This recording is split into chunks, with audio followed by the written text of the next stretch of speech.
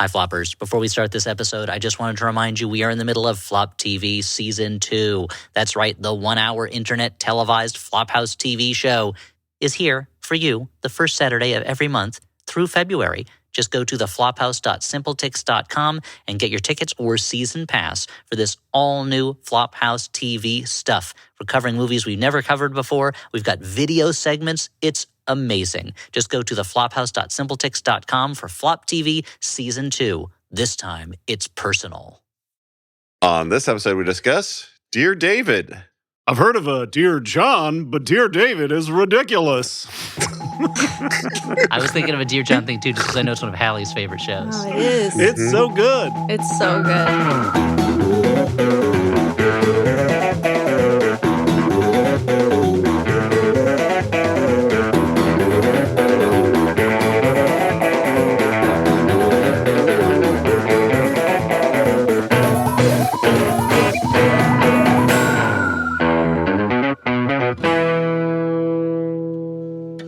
And welcome to the Flophouse. I'm Dan McCoy. Oh, hey there, Dan. It's me, Stuart Wellington. Well, howdy, folks. It's me, Elliot Kalin.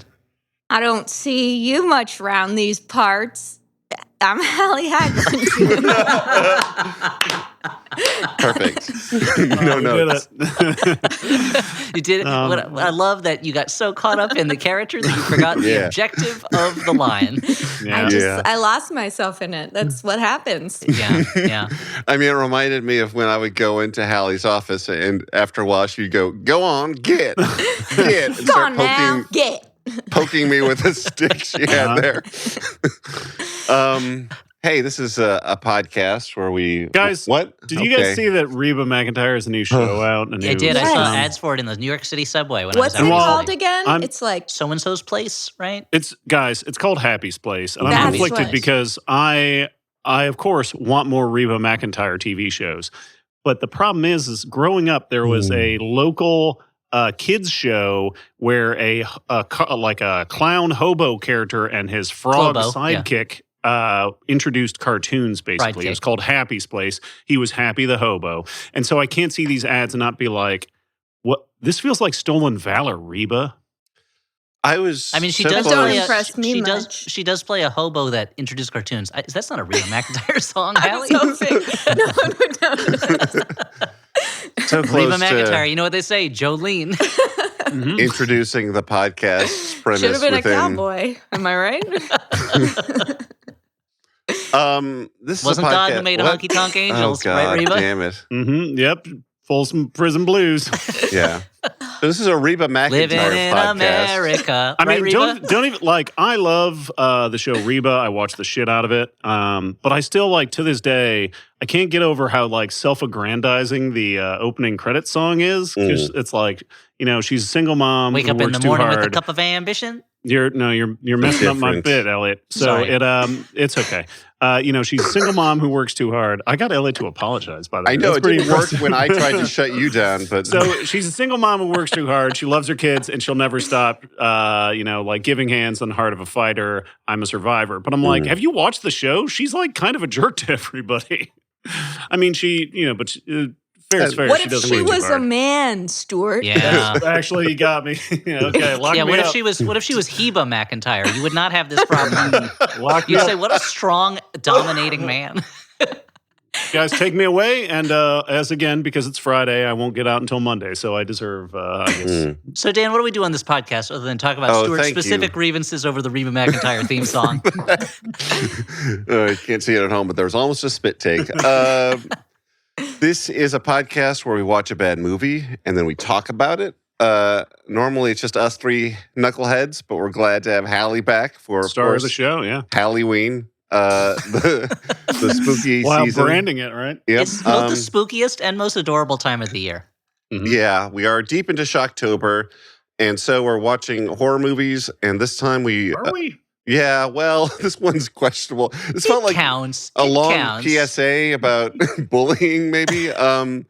This was called Dear David. Guys, real quick, do you think we're gonna get haunted by a ghost that makes us pee our pants for making fun of this movie? Oh no, I didn't think about that. And we're all kind of approaching that age where we're going to be peeing our pants anyway. Yeah, I feel like at this point I'm like, okay, well, this is different. I haven't done this in a long time. Guys, I have 2 children. I pee when I go for a run. I mean, I push them out of my body. Yeah, so now, You're still carrying around the damage of human reproduction. Exactly. Yeah. Meanwhile, your husband, his penis hasn't changed noticeably, as far as I can tell. His penis only leaks when it's diseased. He pees his pants just for fun at this point. Yeah, just for the challenge. What going on? So, dear David, this is from BuzzFeed Studios, and that's not a joke. This is a movie about a BuzzFeed writer based on a BuzzFeed's writer's... Based on a true story, Dan. True Twitter thread. Based on a true Twitter thread about a haunted apartment.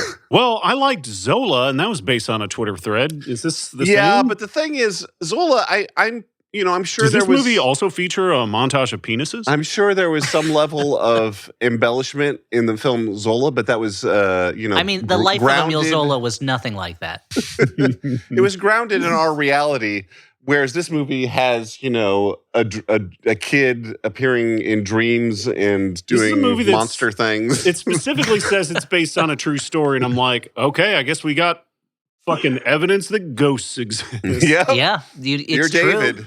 Did it. I mean, it's not even the first ghost movie to say it was based on a true story, to be honest. Like, Amityville Horror has been pretending to be based on a true story for almost 50 years now. Twitter. I'm still allowed to make fun of it, Ellie. You can't lie on Twitter. Like, everything on Twitter.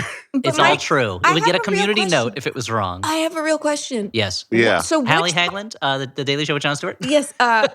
Which part of this was actually, like, how much... It was the Twitter thread while he was tweeting, but was a guy really tweeting like, my apartment is being haunted, here are the things I'm doing? Like, which part of it was part of the story? I don't know. Dan? I did not care enough to research. But Dan, you're usually like Encyclopedia Brown over here. So no, I mean, I did limited research on this.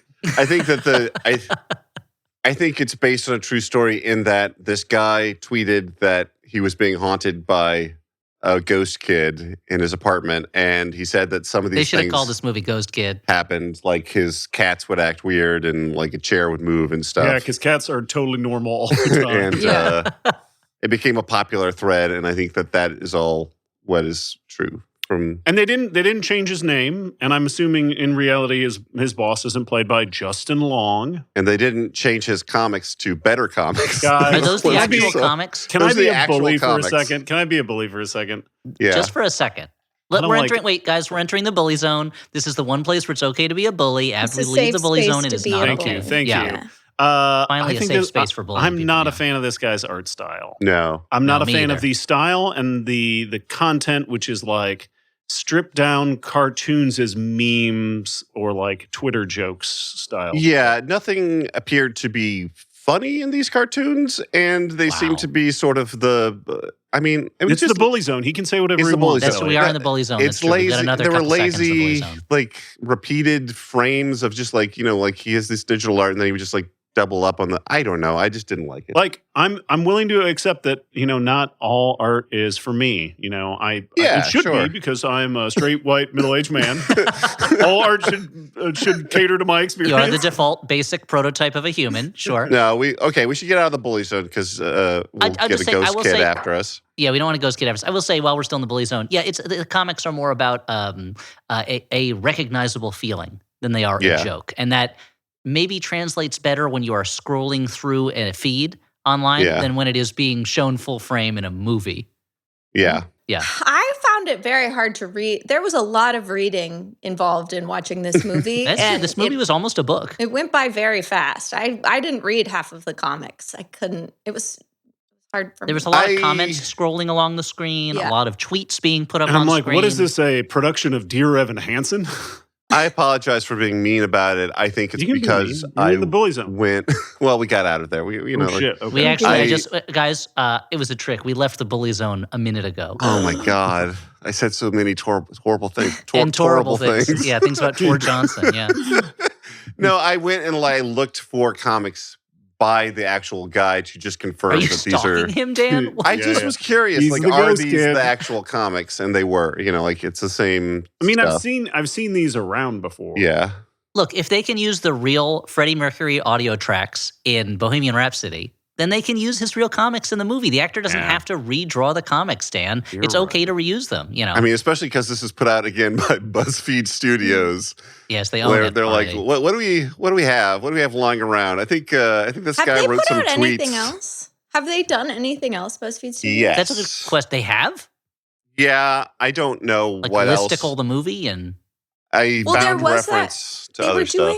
They were doing an Amazon show, weren't they, about the Hulk Hogan thing, but then it never got put on the air. Yeah. Maybe I think The Brutalist is from from BuzzFeed Studios. I'm not sure about... Wasn't Infinity Pool a BuzzFeed Studios production? Yeah, Dan. I'm not sure about other movies. I know that actually... Tantine, was that a BuzzFeed movie? There's a TV show called... Sorry. Tantine would be a different movie. Yeah. There's a TV show called Worth It that Audrey watched for a while that's about food that was a BuzzFeed Studios thing. Gross. Okay. Just gross. Gross from what I'm guessing I could be wrong, but the implication to me from just the title is whether or not this food that is probably unhealthy for you is worth it. No. Okay. You're It's actually expensive wrong. food? They have similar food, although sometimes they stretch the definition of like what's the same kind of. No, like they stretch what is the same food, but they eat food at different price points. And they're like, okay, like this is great cheap fried chicken. This is like the fancy so it's like Consumer chicken. Reports. Like what's worth it here? Like what's the best that we had? You know, it's like a zippy like. I think it's like a 15-minute. It's fine. Now, you know, obviously, I just want to make 2 points. Obviously, we have a lot to say about Dear David. We're just brimming with comments about it. But also, obviously, if anyone from BuzzFeed Studios is listening, we would be happy to do work for you in exchange for money. So don't take this as us feeling like we're superior. We're just trying to get the word out about your studios. Yeah. Consider this. No press is bad press. All press is good press. This is promotion. You're working for exposure right now. So anyway. Yes. Let's talk about the movie Dear David, shall we?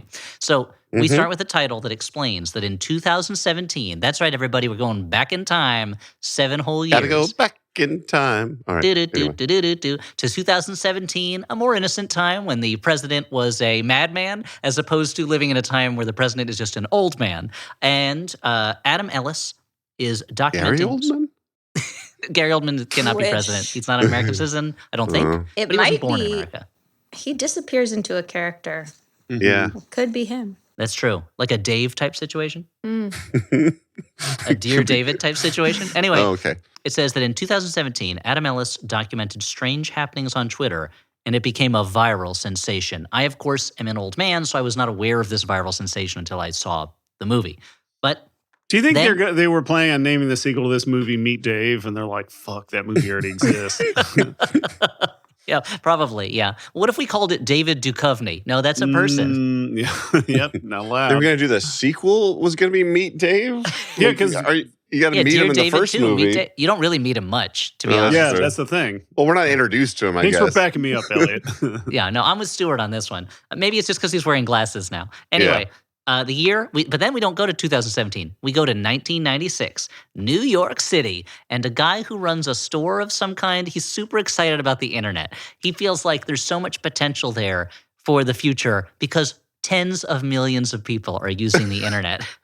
And their son David loves computers. He's always in the basement. Was it even? I don't even think it was 1 million people. I think he was like 900,000 people are on the internet. Oh, I thought he said like 39 million people. I can't remember. Maybe I only. There's only one way to solve it. We got to watch Dear David again. One of the strangest things in a strange movie. I mean, this is a thin movie, but it has some very strange stuff in it. That in this year of our Lord, they think that they have to promote the idea that the internet is huge. Like, this feels like a leftover from like fear.com or something where they're flashing back and they're like, there's going to be so many people online and our kid is obsessed with it. I think they're trying to establish the idea that David and his family are like early adopters of the internet. But it also, again, does not seem like you need to do that. It seems totally unnecessary. But you also learn that David's mom is not happy about the stuff that she is being exposed to online. She doesn't like that David is sitting in the basement with no lights on, bathed only in the glow of the screen. That's in right. a giant he saw the black void. this giant monitor glow, and he's like a kind of a pale, creepy kid, classic kind of horror movie creepy kid. And David posts like a picture that he drew, I guess, which almost instantly online trolls start insulting him and then say, "Why don't you kill yourself?" That's the end of this chilling scene. Because I hate to break it to you guys. Yeah, they're really mean about that picture because, like, I mean, it's the best picture in the movie, to be honest. And the other thing is, it's like it's better that that your art caused a reaction. You know, it's better than if they just scrolled past it and didn't care. Exactly. Right? I mean, You know David what should have just typed back, "Hey, you're talking about it, aren't you?" Yeah. Yeah. This is what Andy Warhol went through. Also, Is I that feel what like Andy Warhol went through? I don't know. Ghost Andy Warhol. I feel like this gets really muddy later in the movie, where then like David is made out to be some sort of demon creature that he's a demon. possesses people. He's a vengeful. He becomes a vengeful spirit, as so happens. He's like one of those Sadakos. Yeah, and but we're also left with the assumption, he must have been driven to suicide from trolling, and that's why. But that's not what happens in the movie. That's what I'm saying. He doesn't become a vengeful spirit. He appears to have been something beforehand, but we'll get to it. Yeah. It's just Anyway, a little weird. that's the end of that. Now it's 2017, and I like the lesson they're doing here is it's not like the internet was a nice place and it was ruined by trolls. They were always there. Like they were the first ones. Now it's 2017 again, and there's this guy Adam. He is addicted to his phone. He's commuting from Queens to Manhattan to the BuzzFeed offices. He cannot get his face off of this phone. The only time he stops is when he's underground on the subway because this is 2017. It hasn't been wired for Wi-Fi in the subway yet. I was just in New York City. They solved that problem. Everyone's glued to their phones while they're in the tunnel, too. It's really a better way to live, right, guys? Elliot's complaining because his busking didn't earn him much money. When Elliot was saying Showtime and flipping around. There used to be an era when you walked onto a subway train and you shouted, "Showtime, Showtime," pressed play on a boombox, and then almost kicked people in the face. They would notice, and now they don't even notice anymore. Have you ever seen somebody get kicked? I've never seen someone get kicked. I've seen video of it, but I've never actually seen it in person, no. Okay. I've seen it almost happen That's in fake person. news then. I want to say, like, if you have to take the subway long distances, I say God bless having phones, and it's not wired for Wi-Fi as much as I would like. There's still plenty of dead spots. All right, it's just there's a thing called a book that people I used to read use those to too. I read books on my phone. I have the Libby app. Okay, fair. Yeah, and that's mostly what I do on my phone these days. So. Okay, that's a fair point. You know what? As long as you're reading books on your phone, Dan, I'm okay with it. But No. What about like short form erotica? You compile enough What of that into a book. about the Inside Out video game? There's an Inside Out video game? Yeah, you shoot memories at other memories to eliminate Just like in the movie. Yeah. Just like in the Martin DuPont song, Inside Out. Okay, anyway, so this guy's addicted to his phone, but he works at BuzzFeed. It's okay, he's a cartoonist. Just like my shirt. Inside Out. Just like my clothes. He's a cartoonist, and there are all these trolls being like, "Your art sucks," and his coworkers are like, "Don't respond to them. Don't engage with trolls. Don't do it." I feel like the majority of people are like, "Oh man, so real," or like, "I love this," but then there will be like one person will say something, and it'll really stick in his craw. Ain't that the way? Ain't that the way, people? Yeah. Though. And I agree. you think it would be easy to just ignore that, but then you see like let's call him Man Decoy, who has a lot of trouble not engaging with people online who create even the smallest of criticisms. Again, this is a totally hypothetical person. So Dan's gonna choke you until you pee your pants tonight. Look, now that I'm medicated, I have better emotional regulation. Executive function. It's all going up for old Man Decoy. Yeah. That's good. Man Decoy is doing better. Yeah. And so Adam's boss, Justin Long, in a role that we have to assume was shot over the course of a day, maybe a day and a half in one location. But I will say also, the most fun thing in the movie, in my opinion. By far, the movie comes to life during the 4 minutes or so scattered through the film that he's on screen. Yeah. Yeah. Is he supposed to be Jonah Peretti? Is that a BuzzFeed person? Yeah. Are they related to Chelsea Peretti? Yes, they're brother and sister. Oh. And their dad is a big mogul who bought them each an internet site. Famous people had a rich dad? I think I'm right. Well, yeah, I think. Now I got to look it up. I'm afraid. I don't know who he's supposed to be. They never give him a name. Worried about. Spreading misinformation. Well, if we're going to be in the bully zone, we might as well get our facts straight. No, the thing is, we're not in the bully zone, but we haven't yet gotten to the AstroTurf zone where we can just kind of say made up stuff. The fake news zone. Right now, we're in the woolly bully zone. I got to tell Hattie about it. Hold on a second. This thing I saw. No, I'm right. Okay, so Woolly Bully, Dan, what's that? That song's literally about just seeing a really woolly bull, right? Let's see. Well, the lyrics, I think, like a Highland cow. Woolly bully, woolly bully, woolly bully. No, those are the only lyrics I recall about. A thing he saw. It had two big somethings and a woolly jaw. And then they dance. Well, now I got to check this out. You got to do some research on this one. Yeah. That'll give me time to talk about the movie. So Justin Long is like, Adam, your reach is not enough. And your humor needs to be more about the painful aspects of life. It needs to be more painfully truthful. And Adam's like, ugh, I'm going to lose my job if I don't do that in this cutthroat world of online cartooning at BuzzFeed, if I don't get my reach. And he complains to his boyfriend, whose name is Kyle. And all Adam ever talks about in this movie is either his job or ghosts. And Kyle, meanwhile, is like, hey, can I meet your parents? Hey, my mom is having surgery. And Adam is... My mom is having a hysterectomy. And he goes, hey, I want to meet your mom. And Adam goes, my mom is too crazy. Guys, this is. I'm sorry, this is very important. I think I need to do a dramatic reading of the lyrics to Woolly Bully. Not the whole thing, because it's. But I'll go up through the first. Crazy. Yeah. I'll go up through the first chorus. Here we go. Uno, dos, 1, 2, tres, cuatro. I, Woolly Bully, watch it now. Watch it. Here he comes. Here he comes. Watch it now. He getcha. Maddie told Hattie about a thing she saw.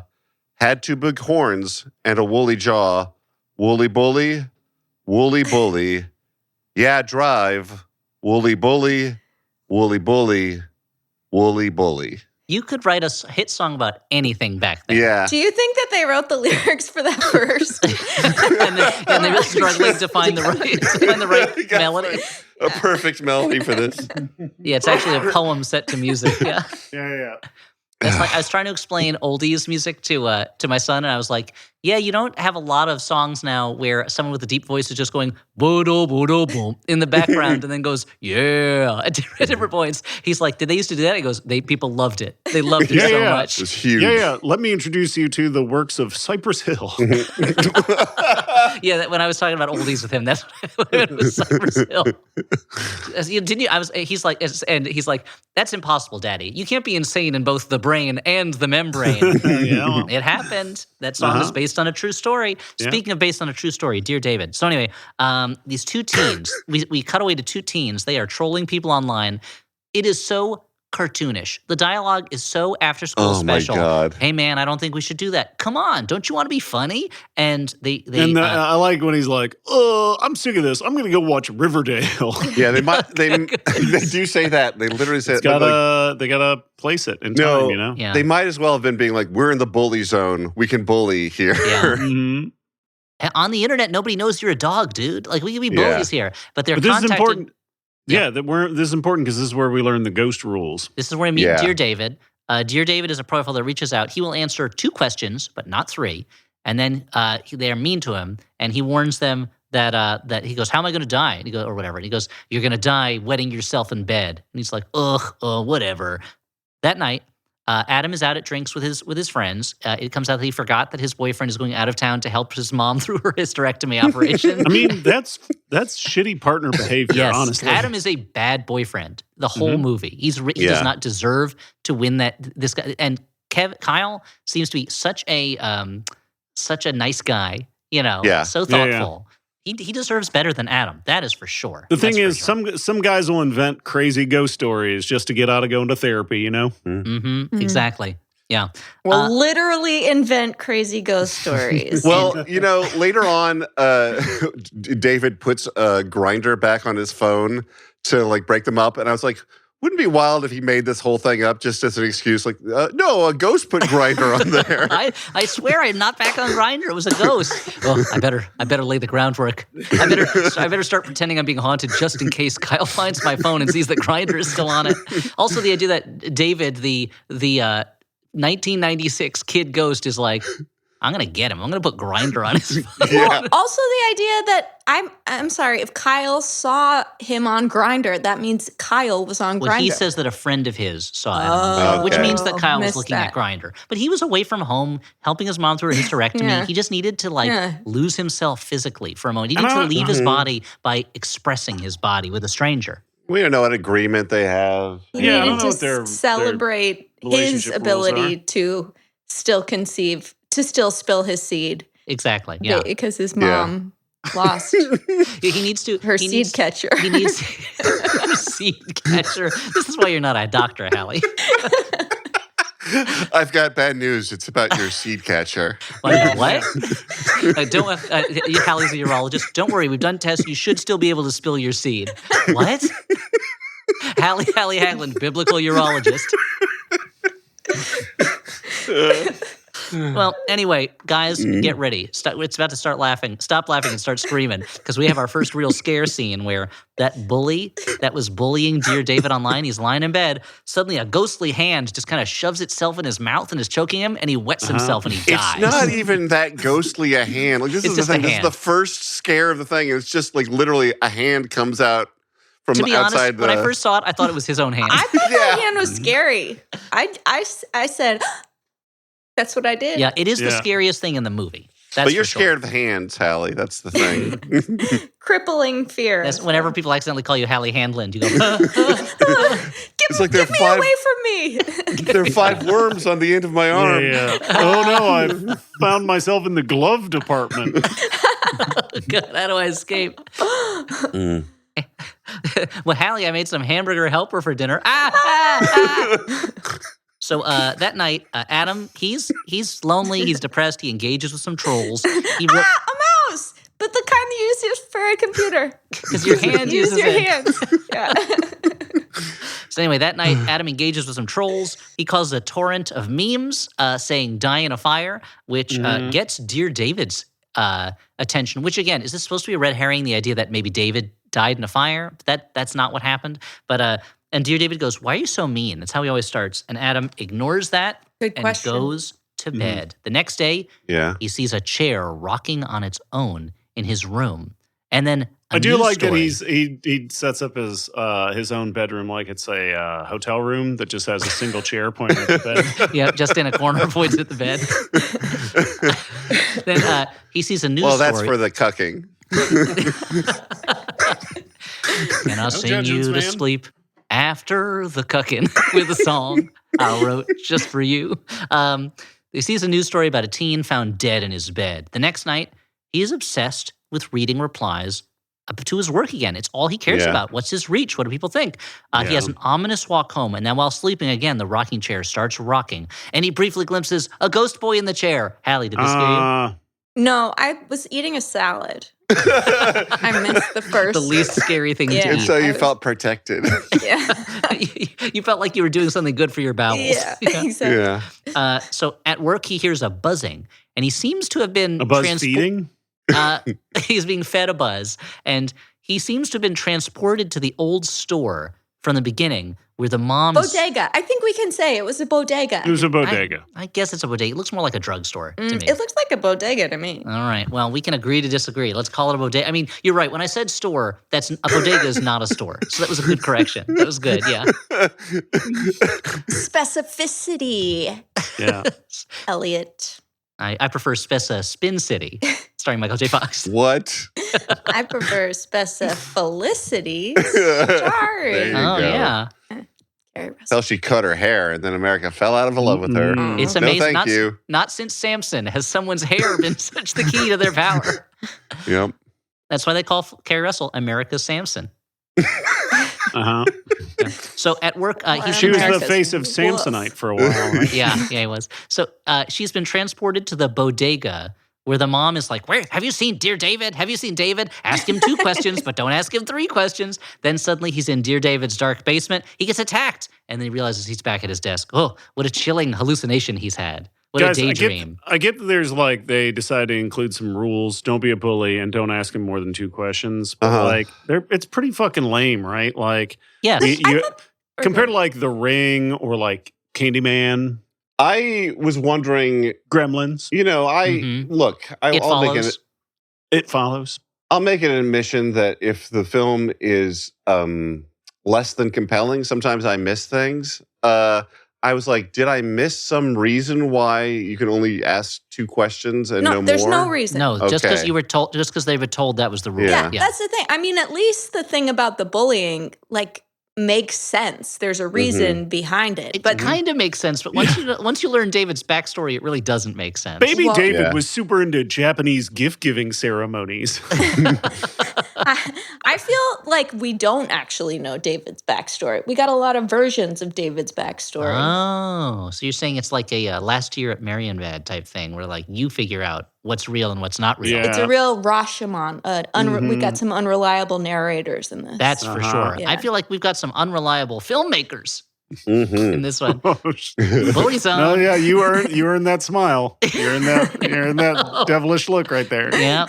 So that night, there's a bunch of stuff. He has his coworker Evelyn comes over to keep him company. It doesn't matter. They find a camera on the floor that was not sure if that was something he owned or if it was like a ghostly appearing camera. Well, what's for sure is the cats didn't want him to pick it up. I do remember that. And the cats don't want him to pick up the camera. This leads to nothing. This it never comes back, right? No, it never comes back. Unrelated. Adam researches David online and considers tweeting about his apartment being haunted, but he's like, I'm not going to do that. And he ignores his boyfriend's messages, but then he has a montage of like happier memories of being with his boyfriend. And at this point, I'm not quite sure why he's ignoring his boyfriend's messages, except that he's a bad boyfriend. I mean, the message was really gross. He was just talking about how his mom couldn't take a shit because she was afraid she'd burst her stitches. Yeah, but then all you have to write back is like, ugh, that sucks, or something like that. LOL. Your poor mom. I mean, LOL, poop emoji, sick emoji. DIAF. GIF of Stephanie from Full House going, how rude, Yeah, it seemed like he was just in like a flow state of like looking up ghost stuff. He's like, not now, Keith, or what you. I'm busy. Kyle, yeah. So later that night, does the rocking chair start moving again? You better believe it. Mm-hmm. And the ghost boy is like, Adam, I'm just a follower. And Adam wakes up scared. And then there's some Scrabble tiles that have been arranged. Is the implication that David is speaking to him that way too? Yeah. It's like, David, figure out what your fucking thing is as a ghost. Like, are you in a camera? Are you a rocking chair kid? Do you use Scrabble tile? Like, what's your deal? But he put DIAF, so it's back to the bullying thing. Yes, it's back to the bully, because it was all DIAF memes earlier, and he's back to that. But even that, David kind of loses interest in. This was my first interaction with this acronym. I'd never heard of it. So apparently it stands for Die in a Fire. I'd never heard of it before. I mean, the maybe movie they made it makes up for the that movie. pretty clear. Yeah. I mean, maybe Is they made it it a up real for the movie. thing? I don't know. Or did they just make it up? Hallie, go to Know Your Meme. I'd be like, don't I give fucks? Wait, is that? No, that doesn't work. Die in, D-I-A. Die Anu? It would have been enough? Oh, no, it's a real thing. It's a real thing, guys. Don't it act. So we're the ones who are out of touch. Yeah. Dan, Fine. it's a fright. Sure is. It sure is, And it's so gonna be a fine.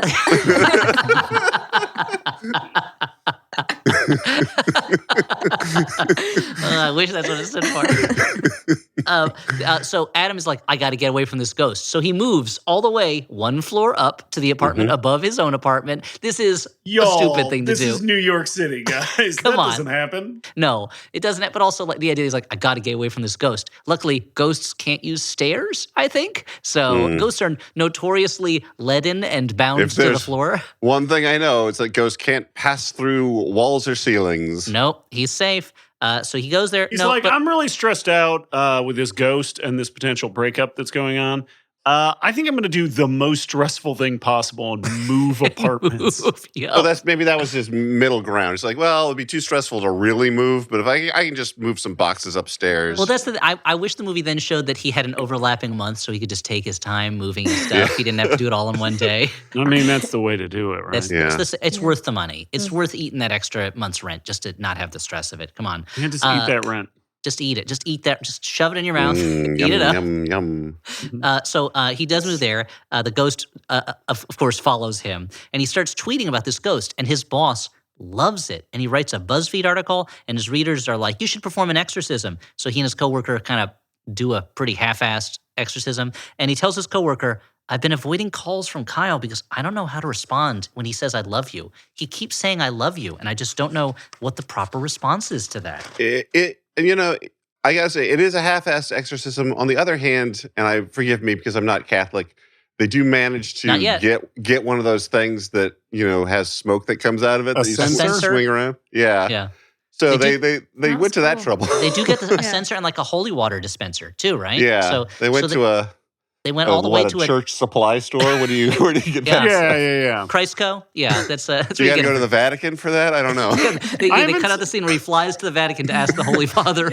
I mean, I haven't seen a Catholic version, but I see like down the street from my apartment, there's like Judaica stores, and you can get the you gotta Jewish. buy 'em somewhere. So I'm assuming there's a Catholic version of that.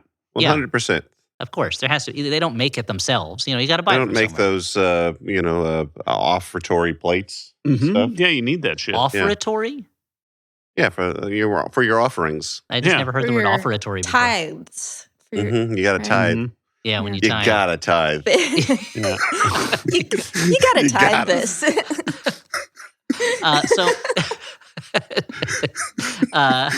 Now imagining instead of the Got Milk campaign, it's the Catholic Church and they're advertising Got Tithe. And it's just different silly little scenarios where somebody has to dollar tithe. bill over there. Yeah. All the kids today are talking about Tide Pods. Why aren't they talking tithe bowls? It's a hot new craze that's sweeping the internet, tithing a tenth of your wages to the church. Kids are loving. It's called the Tithe Challenge.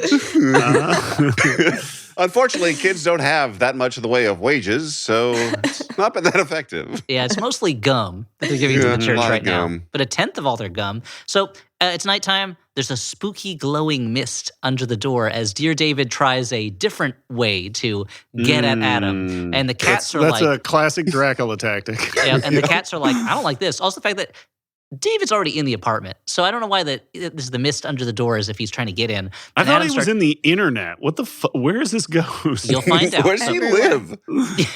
I really needed it answered. What's this ghost's home base? Yeah. That's the kind of note you get from executives. Unhoused ghost. I worked on a TV show once where some characters were licking a toad that they found in the forest to get high, and one of the executive notes was, "Wait, so they just reach into a bush and pull out that toad? So does this toad just live in that bush? We're gonna need some more information about this." It's like, the audience is really gonna bump on that. You need to have a fucking Breaking Bad cold open of this fucking frog leaving its house, kissing its wife on the cheek, being like, "Going back to work. I hope nobody licks my ass." Another lick, another dollar. Cane toads come from Australia, not anyway. And so the ghost David shows up. And Adam's like, "What do you want from me?" And David's like, "That's 2 questions," and then hits him with a typewriter. And he wakes up. He's constantly having bad dreams of waking up. Adam listens to a recording of the haunting, hears a noise downstairs, wanders around in the dark. It turns out it's Kyle. He's back. Kyle's back. His mom's hysterectomy is done. He can be there again. And they have a very tense conversation about Adam's bad communication skills. And Kyle, and his ass fucking moved while he was out of town and didn't tell him. That's bonkers. Yes, you didn't tell me that you moved apartments. And this is when Kyle's like, "And my friend found your picture on Grindr." And Adam's like, "I took it off of Grindr. I haven't been on there in a long time." Well, also, I feel like that initial suggestion that this whole thing is just him trying to explain why he's back on Grindr and not get busted for it. Also, prior to all that stuff, like he's just like, and by the way, you've been haunted by a ghost, and I find out you didn't. I have to find Twitter? Out online. While I was away, you moved, got haunted, and went back on Grindr, and you didn't tell me any of this. He's like, You guys, Kyle fucking sucks. Okay, Kyle is the worst part of this movie. Wow. Oh, really? Yeah. So tell me, because he's certainly a boring character. Annoying. He's just I get why. What's the main guy? Adam. I get why Adam's not into it. Hallie's like, "Get off my dick." I know, seriously. And then what's the thing with I think that until you sort your shit out, I should move out. And then he hands him his key. And it's like, he moved apartments. That key is to nowhere. Don't worry about it. That's a move key. Symbolic. Yeah, it's true. That's a good one. Maybe it was the key to his heart. I don't know. Yeah, is that a key to your fucking dresser? Here's the key to our sex handcuffs. Just take them for now. I won't be using them. But you'll need them on that's Grindr. a big deal. The key to the city that you got. I don't want it anymore. For defeating the penguin, yeah. Yeah. I mean, if he was given that key by Eric Adams, it's basically worthless. Yeah. Yeah, it's like a Or in the crypto trash. key. Yeah.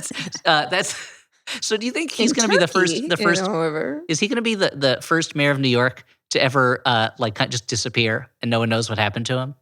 I don't know. Based on Because he would not be the first mayor of New York to flee the country when the law starts looking at him. He would be the third mayor of New York at least to do that. wow. Storied history. Yeah. Hey, for more about mayors who had to flee the country because of the law, listen to the 99% Invisible Breakdown, The Power Broker. Oh. We talk about it there. Anyway, Synergy. yeah. Log rolls. So Kyle dumps Adam, and Adam is still tweeting about the haunting. He's losing touch with his friends. His whole life is just about this haunting, just tweeting about it. This is when he goes home. He does the thing that all of us would do if we know a ghost is in our apartment watching every move. He gets ready to start masturbating, but his laptop camera turns on, and he's like, "Oh man, what?" That's probably why he's so stressed out. He just needs to crank one out, right, guys? Yeah, it's hard to do it since I've been haunted. It is hard to do it when you know that there's a ghost kid watching you all the time. Yeah. So is that really your nightmare? Takes the flame out of things, right? You know what I mean? I don't know what that's a play on words on, or. I don't know. Real boner kill. Oh, and also, Hallie, when she said that she did a flat head sees you, she did a hand motion where her finger was pointing up and then drooped, and I wasn't sure what that was. I guess that's a softening erection. Yes, because if there's a ghost there, by a ghost. So Dan, is this your ultimate nightmare that you are jacking it to some internet porn, and then the ghost turns your camera on, I guess, so that you're live streaming on the cam site he's using to masturbate to? I don't know. Do I get a cut? I mean, that's part of his. I'm like, yo, like, did he already have an account? Is he making coins and shit for whatever tokens? I guess David must have set up an account. Set up a cam he's account always for him. setting up accounts for him. Yeah, he's constantly setting up accounts. He's sending stuff through his. He's less a ghost and more of an identity thief at a certain point. Anyway, then his phone starts playing back things that he said that are, conversations he's had, but his follower count is blowing up because of this haunting. That night, and probably because of that the camera situation. Sure, yeah. He's not afraid to bear all online. This is when David ups things a little bit. He literally drags Adam out of bed and drags him through the vermin-filled bodega and then into, I say, glaring at Hallie, and then down the steps into David's basement. And that's when we see Adam witnesses a scene where David's dad catches him looking at inappropriate online content, and he gets mad at him. So David starts strangling his father, and David's mom, in order to stop him, hits him in the head so hard that the top of his head just breaks off. Yeah. Which is hilarious. This is a very funny thing to have happen.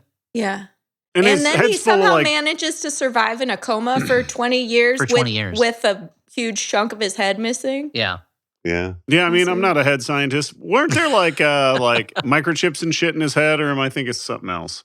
Maybe that's later. I think maybe you fell asleep while watching this movie and started dreaming something. Possibly, better. But it is a. So this is, I guess, and this is I assumed at the time this is David's origin story. Which means that the "why don't you kill yourself" that doesn't mean anything. The "die in a fire" that doesn't mean anything. No, he was just learning. He was learning the ways of being an internet jerk, I guess. Yes. Yeah. And he was being radicalized by the internet. Yes. Yeah. He wasn't victimized. He was radicalized. Yeah. Exactly. That's the real horror story here, guys. Yeah. It's an American horror story. Yeah. And Ryan Murphy, listen to us. And why don't you make a show about this? I think he's made 10 million shows about this already. He's made so many shows all about this. Yeah. This is what Feud, Betty and Joan was all about, was being radicalized on the internet. Not bad. Yeah. I gotta say, not bad. Yeah, that was put 2 stars. You put 2 big stars in a show. It is okay. Yeah, any show that puts fake words in the mouth of Olivia de Havilland to the point where she has to take them to court, I'm not in favor of. Rest in peace, Olivia de Havilland, a true queen of Hollywood, one of the last links to the classic era. I don't want anyone to get her mad. I'm not saying it was tasteful. Yeah. I will never tar Ryan Murphy with the tasteful Not like brush. my nudes. Stuart's nudes are very tasteful, extremely tasteful. I would say he shouldn't just tape them up on the walls of subway stations. But, if you're going to tape up self He wants to get the word out. How are you going to do it? Yeah. I'm trying to do some street level marketing. For your body? Yeah. Yes. All right. Okay, that's fair. Joy?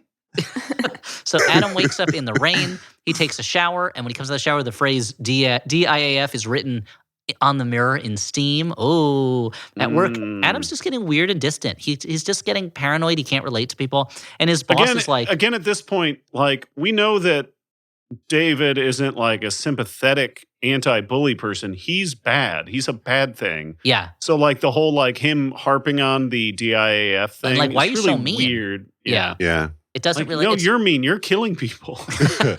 Yeah, good point. Yeah. It seems that David is the real villain in this movie about an evil ghost. So, Adam's boss is like, let's take this haunting project even bigger. And Adam begs Kyle to help him find out who uses the Dear David handle. He's like, can't you hack it or have one of your hacker friends do it? And Adam then brings in a sort of, here's where there's two characters that should have been one character. He brings in this sort of millennial psychic who just wanders around his apartment and is like, oh, yeah. Ooh, there's bad energy in here. The apartment's not haunted. You're haunted. And you got to find out the truth about David. He starts doing some online research. He decides to use the internet to research the ghost that's been haunting him for weeks that he didn't think to research on the internet, even though his internet job is all about using the internet. He does some online research until a note is slipped under his front door, which leads him to a meeting in a coffee shop with an internet ghost psychic detective. Internet sleuth. Internet sleuth. And this is what, this sleuth and that millennial kind of medium, this should have been the same character. They should have not been in it at all. Yeah, they were ridiculous. They were like, how do we it seems like we've painted ourselves into a corner and we need some information provided, but we haven't written a character who could provide that information. We've painted ourselves into a corner by adapting this ghost tweet thread.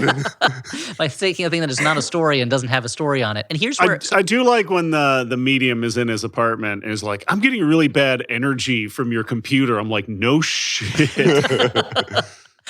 This movie, as Dan mentioned very earlier, it's a thin movie. There's not a lot going on in this movie. This is maybe the least amount of movie I remember us having in a movie at the Flophouse for a while. But it's also there's no structure to anything. Things just kind of happen and wander along. And so even the scares, there are times where I'm like, Night Swim was kind of similar in some ways, where it's like a series of the same scare over and over again, and you're like, are you gonna heighten this? Or when we see, or when an actor like Justin Long comes up, we're like, oh, thank God, this is an actual actor. It feels like a movie for a moment. I can briefly cling to this life boy. Yeah, he is a real life boy, isn't he? Yeah. I combined a couple of different things, like a buoy, like a life raft and a buoy, or a lifesaver. That's what I was looking for. Lifesaver. Yeah. So here's how are you guys celebrating Life Boy this year? That's a Life Boy and his message of life for all of us.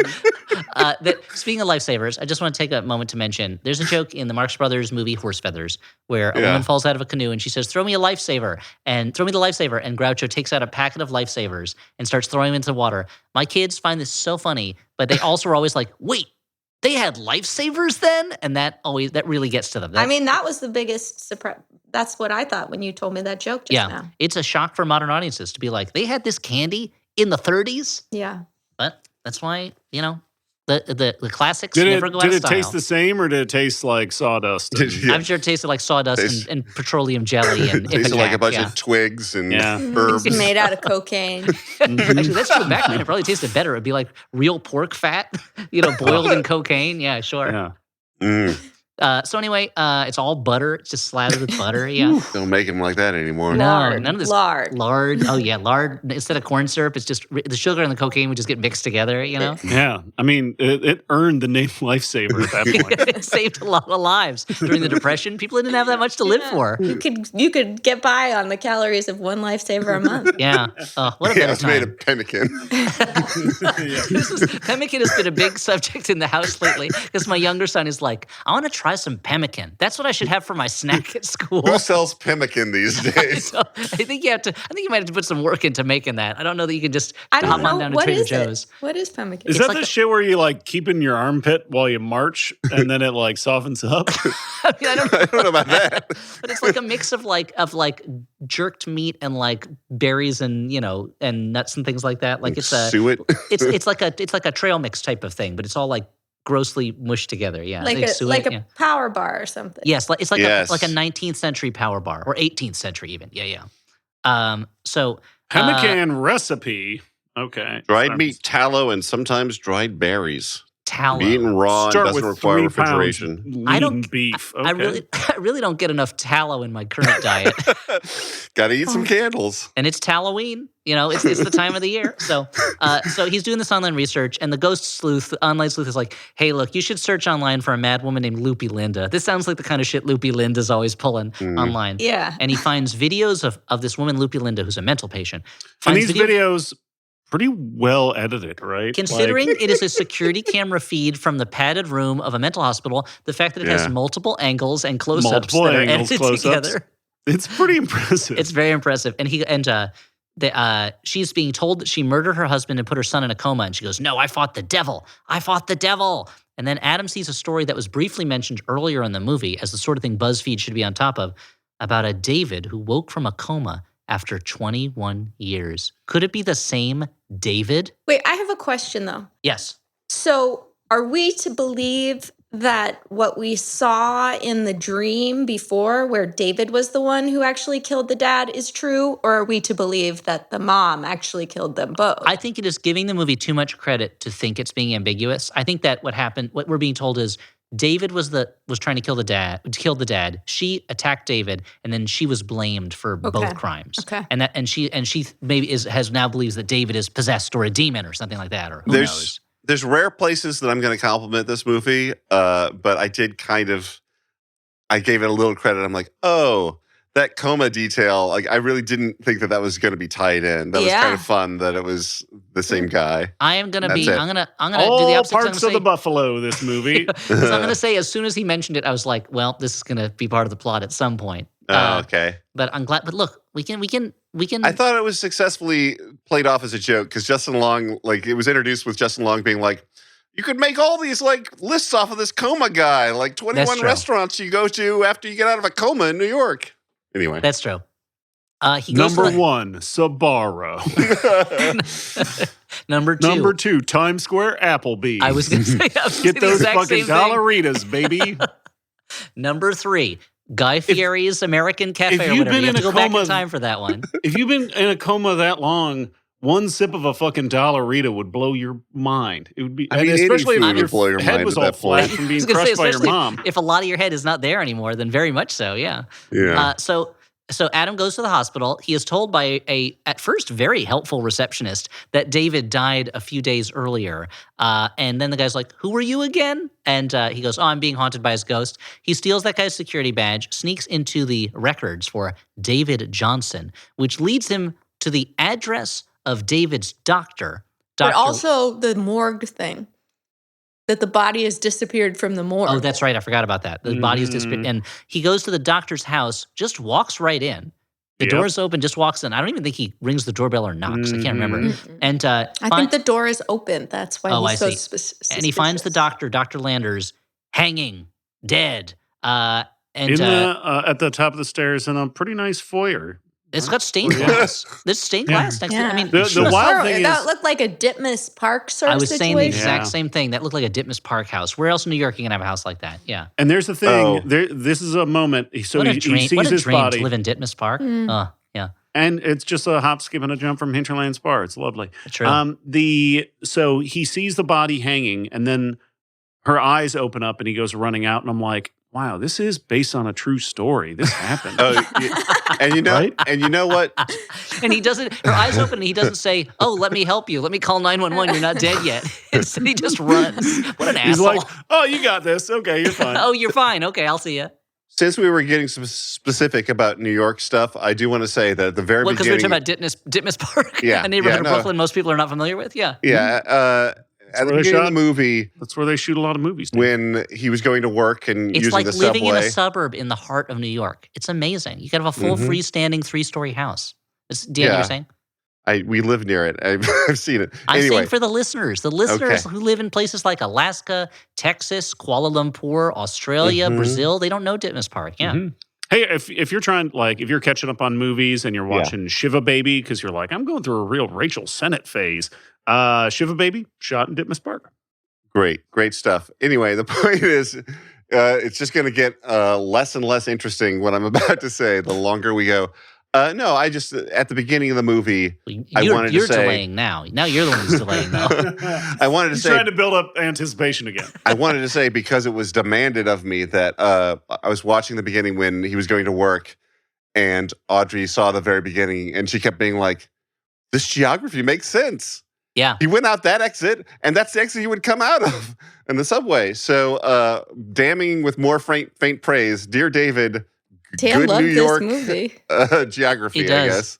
guess. Danning it with faint praise. That's Danning, as in Dan McCoy. But also, you say this: the movie may not be based on a true story, but it is based on a true commute, and you cannot take that away from it. Exactly. They did the work. They did the work of figuring out how you would get from basically Queens to Manhattan, right? So okay. So if you're coming to the city, you can use it as a guidebook. Yeah. So Adam, he's like, I'm gonna do this. He caffeinates himself, watches a movie on TV, trying to stay awake, falls asleep instantly. When he wakes up, David is on the TV, and he tries to get Adam to cut his own wrists. He's like using his ghost powers to control Adam's arms. And when Adam wakes up, his arm is all cut up. At work, Evelyn is pissed at Adam for sending her insulting Have we DMs. mentioned Evelyn yet? Yeah. That's the coworker who like helped him with The Exorcist and stuff like that. Oh, Kyle calls and he's like, it was easy to find out who has that Dear David handle. Nobody does. It doesn't exist. You've got to let it go. And then he's at work and his coworker's like, hey, can you tell me what you think about this article? And the article is 10 reasons to kill yourself at work with pictures of Adam killing himself. And he's so mad. He's like, this is fucked up. And he has a big blow up. He starts shouting at everyone in the office. Yeah, it's fucked up. You used AI to create these images of me. This is 2017. So it's like, did he pose for these pictures? At no point was he like, how'd you get those pictures of me doing that? He just is also, like, this is crazy. Like, this is dog, mean. you're being haunted. Just assume everything fucked up you see is ghost related. They had Yes, Photoshop. especially because when he sees the article, it really says top 10 reasons to be yourself at work. yeah. Which, like, what would those reasons be? That was I mean, I feel like the subplot of this movie is this other character who is holding on so tightly to their job, even though they should be fired. And this is just more evidence that she does not know what she's doing. Yeah, what are those top 10 reasons? Dan, what are some reasons you should be yourself at work? Dan, you've never tried to be anyone else than yourself at work. What other reasons? Yeah. Yeah, it's only been to my benefit. Yeah, number 1, keeps expectations low. Number 2, don't get called on to do work. They don't trust you. Number 3. What? These are lies now. You're getting into lies territory. Number 3, fading into the background means. Okay, no, Dan is a great worker. You should hire him. So Justin Long, he comes out and he's like, "Hey, everybody, everything's fine. You should go home. Take it easy." To be honest, he handles the situation pretty well. I think. Yeah. I think he's a really good boss in this moment. He de-escalates. He does not get things worse. He sends the troubled employee out, checks that everyone else is okay. He's been set up as kind of a shallow guy, but he does a good job bossing here. So good on you. I feel like this was Jonah Peretti's editorial influence. Oh, perhaps. The scene where the boss is bad at his job, make him good at his job. Yeah. So we'll put this in the cheers column instead of the jeers column. Yeah, because everyone knows your name. And at home, Kyle is mad. He's like, "Adam, why did you send me these abusive emails?" And Adam is like, "David's taken over my feed." He starts posting anti-David cartoons where he's attacking David, and he's drawn David with part of his head missing, and people do not like it. The comments are not good on this one, which I understand. Stop bullying this headless ghost. Yeah. The idea, I want to mention Justin Long being like, well, your work was supposed to become more relatable, and I don't think the audience can really relate to the feeling of being haunted by a semi-headed ghost. And he throws David's rocking chair down the stairs, and he's like, "I'm in control now." He's not in control. David goes in and starts erasing Adam's work as he's doing it. No, his art, that's how he expresses his soul. And Adam asks the third question, which I think is Scott McCloud would be shitting himself if he saw this part. That's true. But I'm trying to understand and reinvent comics. Stop, no.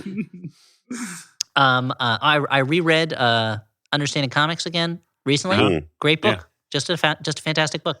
I've been going back. I wasn't a huge fan of his somewhat recent follow-up, Sculptor. Did you read that one? Sculptor, I liked the art a lot, and I liked the storytelling. I didn't love the story, Yeah. But he's still a master craftsman, but it just wasn't the story for me. But Zot, great series. Can't deny it. So if Scott McCloud's listening, we're not you're mainly in the Cheers category. Still with Stewart's, but only partly in the jeers for that one. Yeah, only that partly one word. for Sculptor.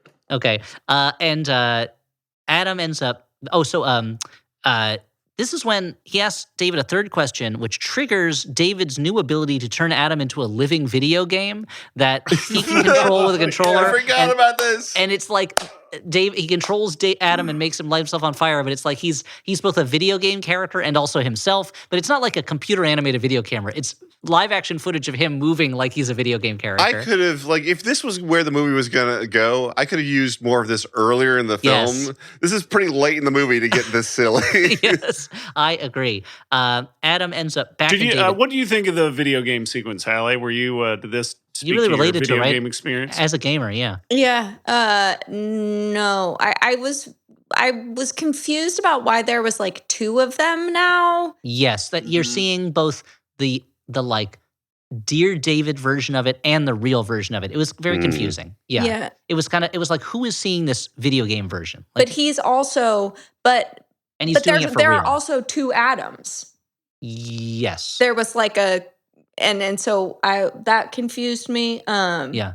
And you're just trying to enforce ethics in the gaming and journalism industry, right? Yeah, That's why you're worried about it, yeah. So Adam, he ends up back in David's basement, and people from Adam's life are like, you suck, you're not good enough, you'll never be good enough. And then there's an evil version of Adam. I just read Tomorrow and Tomorrow and Tomorrow, so I do know about games. I don't appreciate the jokes as if because I'm a woman, I don't know about games. No, the joke is more that you're just not, you don't play them, though. I've written for a video game. I know, but that's not. Oh, okay. Sorry. I apologize.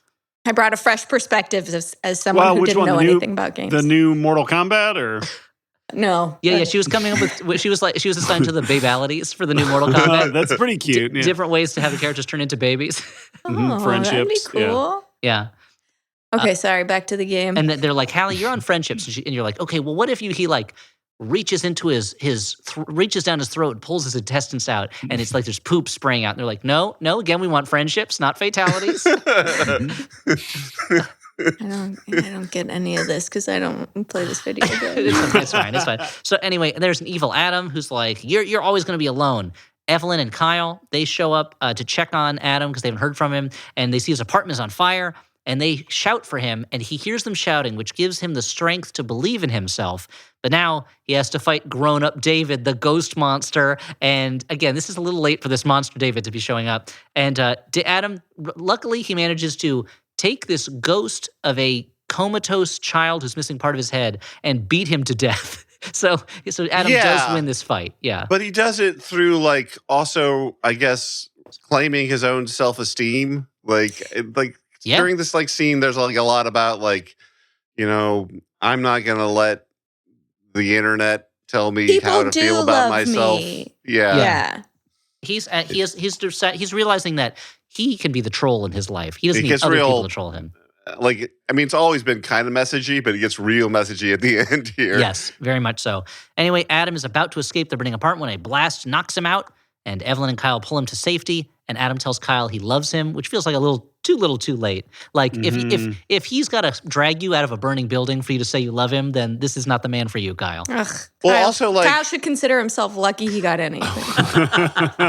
People know that stuff has been happening because, for instance, his coworkers, the bad messages she supposedly got changed to good messages. But that confused me because I'm like, Well, he doesn't remember sending any messages. Yeah. So why did that happen? I mean, Dan, when I've had a couple in me, I'm sending all kinds of crazy shit to people in my contacts. That's true. Look, I've done that. he's been haunted for days. He's got all this built up sperm in him from not being able to masturbate for a while. Mhm. So he's Yeah. liable to tweet, Yeah. to text any positive thing to somebody. Yeah, Elliot, you're saying Spilling how all much that kinds hurts of for a guy. seeds. Yeah. Yeah, I mean, a lot of people don't understand how much that hurts for a guy. It needs to, much like toxic gas, it needs to be vented periodically. I just like the idea that when you get really horny, what you do is you send out really nice messages to people, like that are just like, that's "You've what I been do, killing it at work." maybe my sexuality just triggers something different in me than you. Maybe you have a more grim kind of dark sexuality. But I get off on Dan's praising dark people. passenger takes over. Well, it's very mysterious. It's a That's very true. mysterious sexuality, Elliot. It's mysterious. It is mysterious and should remain that way. And Kyle manages to save David's cats also, and everyone apologizes to each other.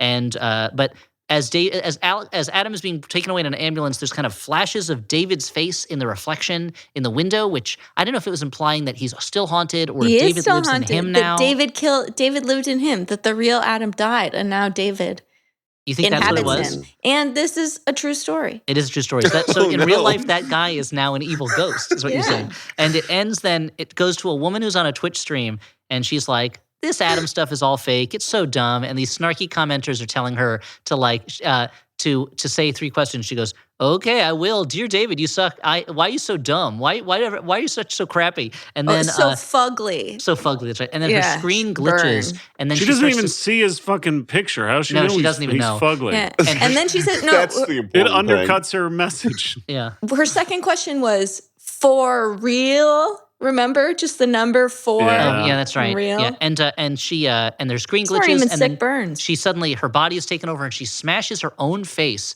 into the table in front of her until it's a real pulpy mess. This was a little bit too harsh for me, and this feels so much like a scene that was tacked on at the end because they felt they needed more gore, and I was like, too far, guys, too far. I'm going to say something nice about whoever wrote this, which is that they've damn, never. what? Are you in love with this person or They- something? No, I'm going Dan to wrote say. the movie. I forgot to tell you. I'm going to say that they have never entered the bully zone in their life because whenever they try and write someone being a bully online, it is so absurd. They're like it reminds me of so my sons have really gotten into the idea of roasting each other, and they'll have kind of roast battles in the back of the car, and the roasts are mild. These are mild roasts. They'll my older son, he'll be like, when your mom is so dumb, he'll do those kinds of stuff, but they never quite work. And then my younger son will just turn to him and go, you're the stupidest person in the world. And it's so intense. It's just like he just says it so seriously. And I'm always like cringing, like, ooh, rough. Harsh but fair, right? I like to imagine Gabriel being like, you're talking about our mother. That would be really funny. We have the same mom. But yeah, so that's and that's Dear David. The ghost lives on and is just going after random streamers, making them smash their face Maybe against they tables. added the scene at the end because they were trying to clarify for people who had confusion, like some of us did, as to whether or not David lived on through Adam. They were demonstrating David lives on. That he lived David on. lives in the on, past. yeah. Yeah. That That it's not easy to kill a ghost. So this, I think, the ending of the movie kind of reminded me of something. I think this is going to lead us directly into final judgments. So, Dan, do you want to set up final judgments for everyone? So it's not going to lead us, and I'm going to lead it, and then this will be the beginning. Okay. Let's offline about this later, Dan. I don't know if we need to work this out on camera. So this on mic. is final judgments. This is the section where we decide if this is a good movie, a bad movie, or a what movie? No. Right? I got them our right. normal I mean, to be honest, those categories are a or little better than we usually have. Yeah. October ones. Was it totally scarifying, totally snorifying, or frighteningly funny? Are the special Shocktober categories that everyone hates but me? So what I was saying is that the ending of this movie, specifically the sequence where this woman who's a streamer ends up smashing her face into her keyboard, brought to mind a movie that I think does a much better job of capturing the alienating feel of living most of your life online. There's a movie called Cam, Yes. which is fucking great. It was directed by the same guy who directed How to Blow Up a Pipeline a few years ago. Okay. Did you say it's called Ham? Cam. Ham? And it's like about camera. Cam. Cam. Oh. It's like, about like Cam, like your favorite character from Modern Family. Oh. Yep. It's it's about a young Cam girl who's very ambitious young and ham successful. You're gonna make Thing. You know, he's You're getting so I'm little asking sleep for it lately. at this point. A young ham There's girl. something about I. This is bad. There's something about Stuart when he wears glasses that makes me want to go after him even more. Now I get it. I get it now. I accept it. So it's about a cam girl. So she's a cam girl. She's successful, and then she discovers somebody seems to be impersonating, not only like using her account, but like is her on the internet, and she's trying to figure out why this doppelganger of hers exists in the digital space. It's great, and it just like thinking about like the ending of this movie mimics some stuff from Cam, and it just really highlighted the fact that this movie does not know what it's doing. It's like they throw in a few scares here and there, but like it feels even to the title is wrongheaded. Like you're calling it Dear David does not indicate it's scary or about a ghost. It's calling to mind a Twitter thread, which if you're already interested in the Twitter thread, like you don't need the name, like call it Scary Ghost Thing. There's also like a YA rom-com movie called Dear David that exists already, and the title works much better for that. That's actually what I watched. Oh no. So I'm going to say this is snorifying. Snorifying. Yeah, I also say it's snorifying. This is our friend Kevin Marr, who has the show Kevin Geeks Out, does a thing called The Kindest Cut, which is just, taking a movie and like only including the stuff that you want to see in that movie, like the funny stuff, and often it's enough to kind of give you an idea of the plot. This is a movie that would really benefit from a Kindest Cut because there is like some wacky stuff in here that's really funny and weird and wrong-headed. And if you cut this movie down to like 7 minutes, I would be amused by it. But otherwise, it has so much nothing going on that I have to say snorifying. What do you guys think? In LA, on the other coast. Yeah, I am also going to call it snorifying because for all the reasons you guys said already, like there's just not very much happens. And it feels very weird that it feels like it's being very like, why am I blanking on the word? Very, like it's sticking very closely to the details of. Erotic. Yeah, very erotic. It's sticking closely, I assume, to what happened in the Twitter thread because otherwise you would have invented some more interesting things to have happen. Right. I don't know. It's showing such fidelity, it seems, to it, but it's such a the haunting is so low level. Is that the word that escaped you, Ellett? It was not fidelity. No, it was hard not. For you to recall that word. Hallie, it was one time. It feels like there's just not a lot going on in this movie. It feels like this. I feel like when I watched Night Swim, I was like, this movie doesn't really have the scares I'm looking for. And then I watched this, and I was like, Night Swim, I'm sorry, you were doing what you needed to do. But Dear David is it's like kind of barely a movie. Which is too bad because I like watching movies. Hallie, what do you think? Yeah, I liked the premise of this movie. I can't tell if you guys. It didn't seem messagey to me that there would be a horror movie about someone who's like a vigilante against internet bullies. I thought that was intriguing and like a good idea, and then they just didn't do anything with it. It made me feel like anytime I write something, I'm trying way too hard because this. Well, that was the thing that was baffling to me about nothing I read it.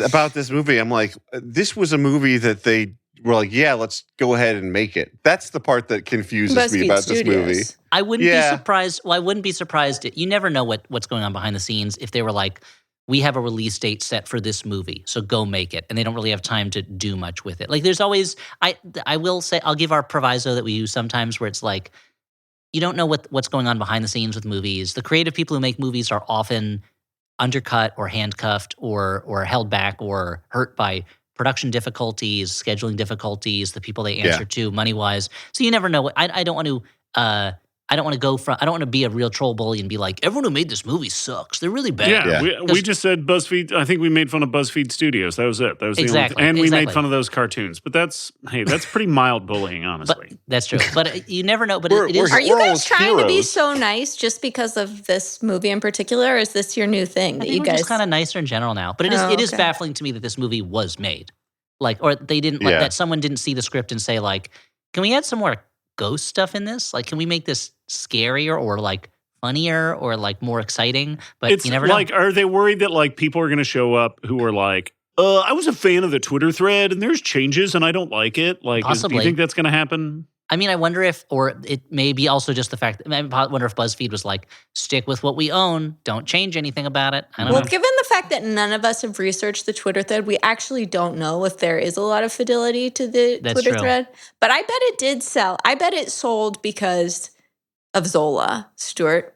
I feel like they probably were like, maybe it sold even around the same time. And they were like, that did so well, let's buy this one. Hallie, do you think we could sell a movie based on our chore from years ago? Oh my God. BuzzFeed Studios. I forget what I said about Dear David. It's great. Why don't you buy our script? Oh, wow. To quote, some intellectual property theft there. To quote Mr. T. Tiger, it's great. Okay, you say. I know, he says they're great, but still.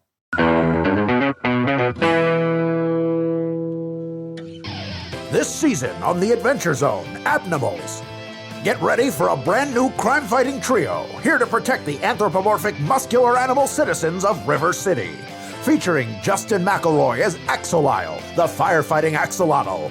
Clint McElroy as Roger Moore, the debonair cow of mystery. Griffin McElroy as Navy SEAL, the raw seal that has never served in the armed forces. And Travis McElroy as every other swole critter in River City. This swear-free Saturday morning cartoon-inspired story airs every Thursday on MaximumFun.org or wherever you get your podcasts.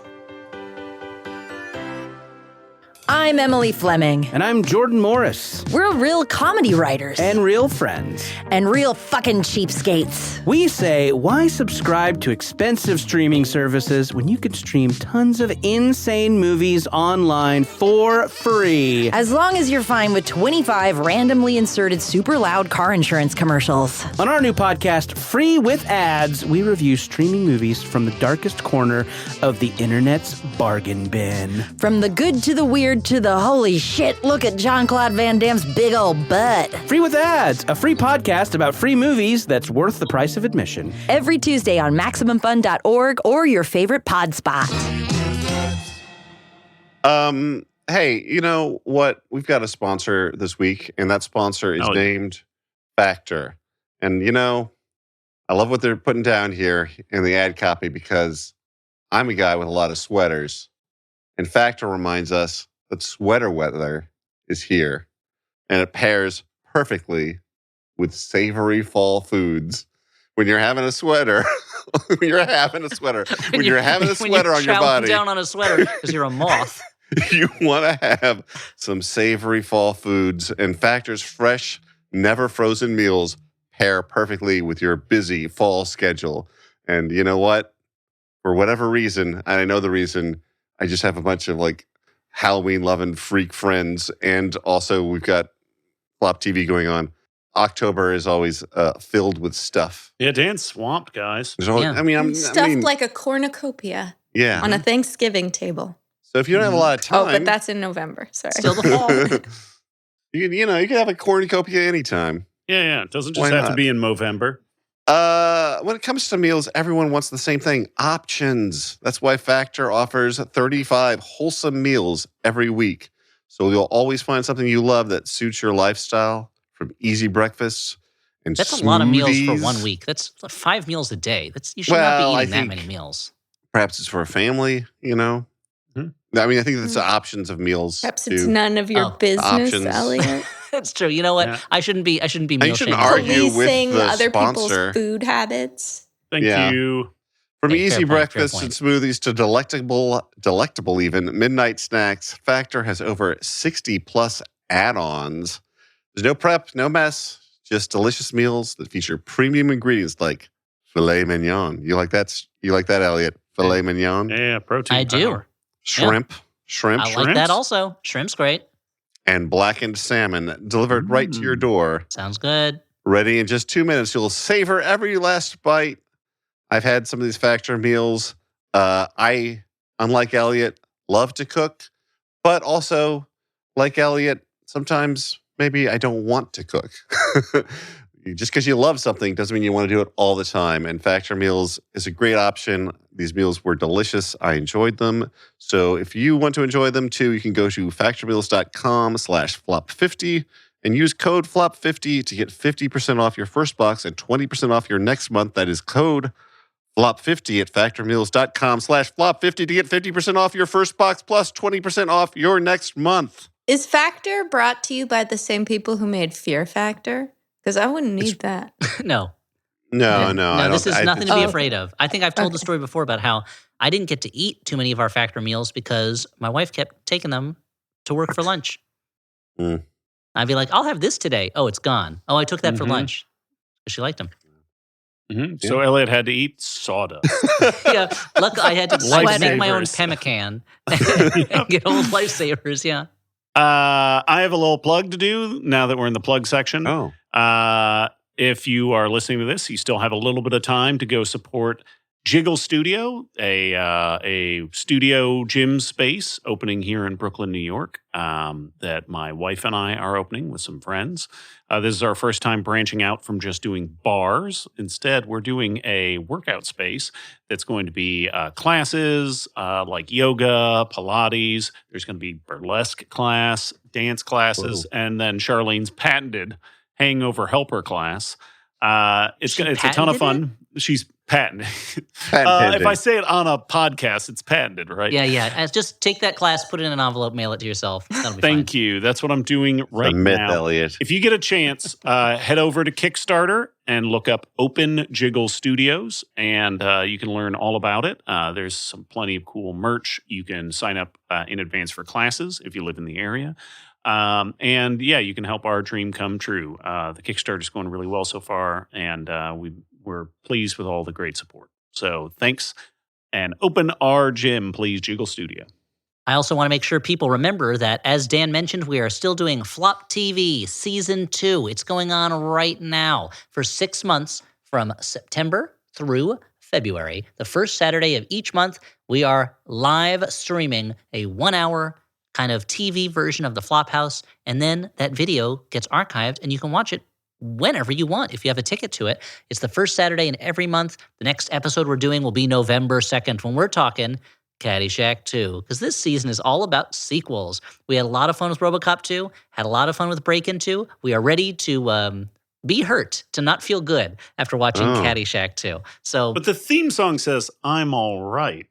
I mean, the theme song to Caddyshack, I don't know. The Caddyshack 2 theme song is, I won't be all right. Yeah. We went too far this time. Nobody asked for another. Wow. Making it was kind of a crime. Who knows? Maybe we'll think it's great. So that's November 2nd, 6 p.m. Pacific, 9 p.m. Eastern time. We'll be broadcasting live, but if you can't make it, that's okay. Your ticket gets you access to the video. If you go to theflophouse.simpletix.com, you can buy tickets or season passes. What does the season pass get you?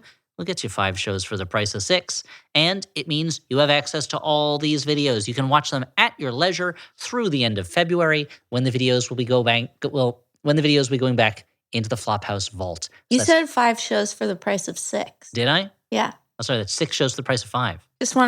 I didn't want anyone to not do it because they thought they were overpaying for it. it. What a terrible deal. Yeah. Thanks, that would be a bad deal. Sorry. Season Pass gets you 6 shows for the price of 5 shows.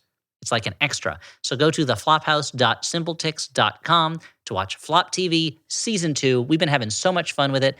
Audiences have been loving it. We've been getting good audiences, and we want you to join them and have that fun. And while you're going to theflophouse.simpletix.com, also make a note to yourself to go to your local comic book store, where the first issue of my run of Harley Quinn from DC Comics should be out on comic store shelves now, unless it's sold out already. That's Harley Quinn number 44, writing by me, pencils and inks by Mindy Lee. The art looks amazing, and I'm very proud of how it's coming out. The first issue comes out October 23rd, which happened already. when this episode comes out. So it should be on comic stores shelves now. Issue 44 of Harley Quinn, written by me. But first, go to theflophouse.simpletix.com and get tickets for Flop TV Season 2. And now, all right, back to the rest of the show. Yeah. Shut up, Elliot. It's time for letters. It's time for you to shut up and our listeners to say something, and then we say stuff back. Oh, It's sort of a back and forth. Then you can talk again. Dan turned into such a troll all of a sudden. He's really Dear Daviding me. No, I just got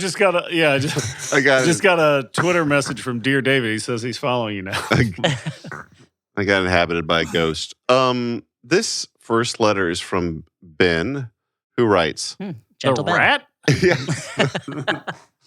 You went to two different animals. Interesting. Yeah. A lot of animals were named Ben. At least two. Ben G. Oddly, the Ben in Ben and Me, though, wasn't the mouse. That was Benjamin Franklin, of course. That is ironic. Course. Yeah. Of course. There was a cartoon and everything. Sure, There's a and book, of course a there's the Tale cartoon. of Despero, which is a mouse, but not named Ben. Yeah. Well, if we're going to open it up, there's Mrs. Now, Frisbee. yeah, you might be thinking, rats of Nim. Bible goes Yep. west. You might think rats of Nim is actually rats of Ben, but it's not. No, it's Nim, not. It's a different word. Easy mistake Fievel, to make. not Ben. No, No. Different. Mickey, way different than Ben. very Mhm. different. Two syllable. Different letters, Doesn't- different yeah. sounds. Yeah. Anyway, so Brown Ben, Jenkin could be a Ben. We don't Now- know what his first name is. So you bring up Ben 10. That is a Ben, not a mouse. Again, that's a boy. the funny thing is, the original Ben was neither a mouse. It wasn't a mouse. It was a rat or a bear. What do you mean the original Ben? Who's the original, you go all the way back to the beginning of recorded history? The way this whole started out, we somehow migrated to mouse. We were like listing mice. I just think it's funny that. Anyway, I'll keep this short and sweet. Good, because we didn't. Nope. My other favorite movie series is On Cinema at the Cinema. One of the reoccurring gags is that it's obvious that Tim Heidecker's character rarely watches the movies they review. I'm curious if there was ever a time in your podcast history where you believed one of your castmates hadn't actually watched or finished the movie y'all were discussing. I mean, Stuart Ben, frequently last doesn't name finish the withheld. movies. Well, do the credits count? There was that time where Dan fell asleep during the movie. Yeah, that's that what was I Yes, awesome. that was great. What There's when was been- that? I don't remember, but he was snoring, and I was like, "Should we wake him up? No, this is No. funnier." There were- fucking saw logs. I think there were more than one occasion. There was a Transformers movie and the RoboCop remake, if I recall yeah. correctly. Those Transformers are so long, dude. And for every 2 seconds of Anthony Hopkins getting blown up by a Decepticon or TJ Miller getting killed off screen. Yeah.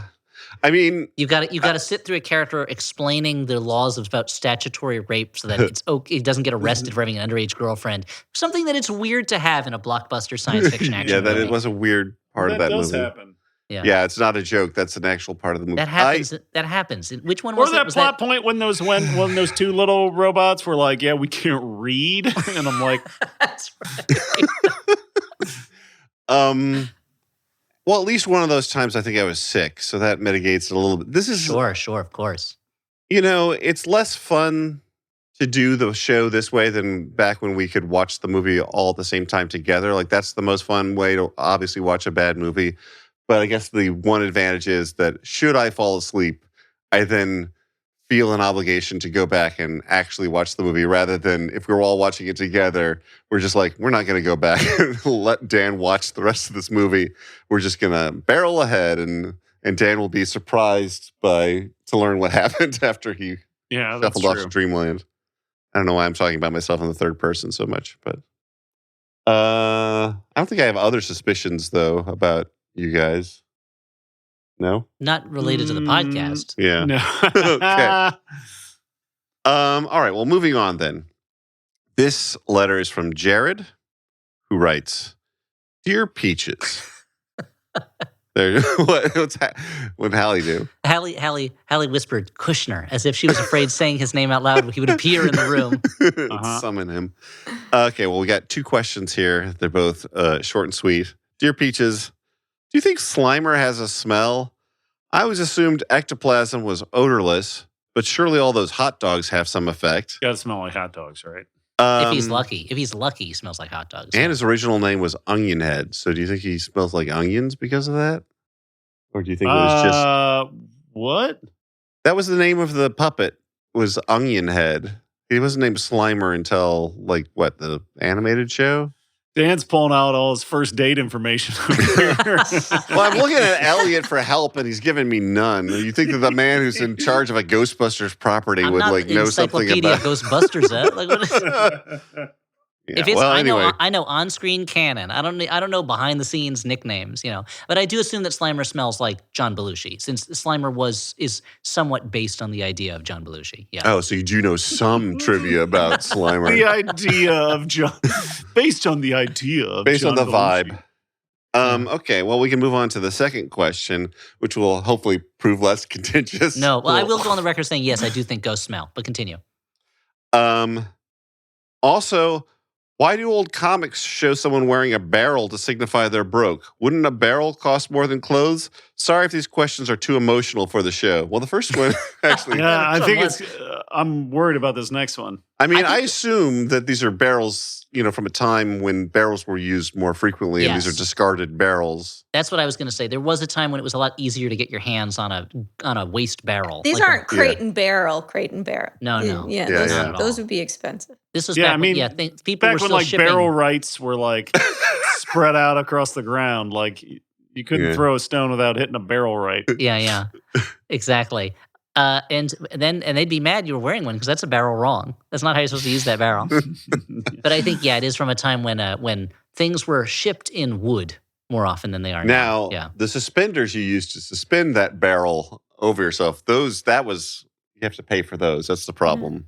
But what do you use, leather straps or leather? I think it looks like leather. Yeah, I mean that's strong enough probably leather. to hold up a barrel. If you use something that's too delicate, it's just going to snap and the barrel fall down and everyone will see you. Yeah. Yeah.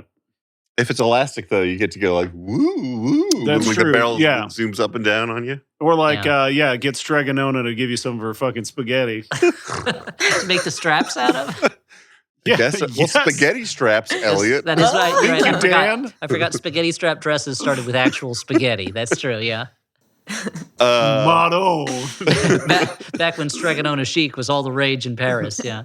Okay, well, this has been a surprisingly angry letter section. So I don't know why we're so mad at each other. It's David who's done this to us. Let's move on to recommendations, movies that we watched recently that we might recommend. For the spooky season, I'm going to recommend a horror movie. Buckle your freak belts. I'm going to specify that in this case, I'm recommending what I think was a good, bad horror movie. This is not, I'm not saying this is a quality film necessarily, but it was fun to watch.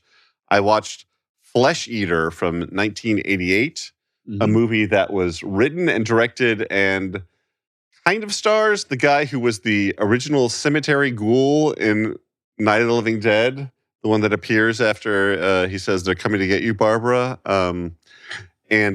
So he was like, "Hey, I can make a zombie movie too."